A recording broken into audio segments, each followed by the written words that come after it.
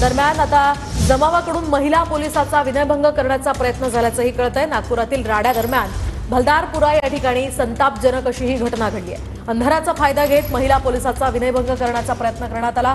Ganeshpeth police ठाण्यात या जमावाविरोधात आता गुन्हा दाखल करण्यात आलाय। तर समाजकंटकांकडून महिला पोलिसाचा विनयभंगाचा प्रयत्न झाल्याचं मिटकरींनी सुद्धा म्हटलंय। पोलिसांवर हात उचलणाऱ्यांवर कठोरात कठोर कारवाई झाली पाहिजे अशी मागणीही मिटकरींनी केली आहे। दरम्यान कठोर कारवाईचे निर्देश दिले आहेत अशी माहिती गृहराज्यमंत्री योगेश कदमांनी दिली आहे।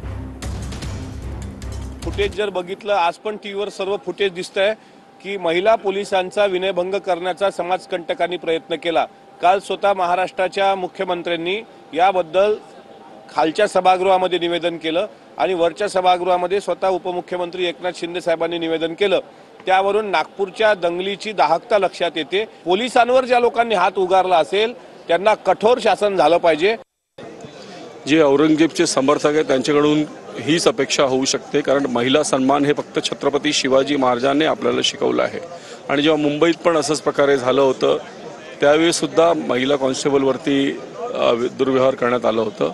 या घटनेचा मी निषेध पण करतो आणि त्या सर्व आरोपींना नीट धडा शिकवण्याचं काम पोलिसांनी सुरू केलं आहे आणि हीच भाषा त्याच्यासाठी योग्य आहे। पोलिसांवरती हात उचलायची हिंमत झालेली आहे आणि पोलिसांचा धाक काय असतो 100% दाखवलं जाईल।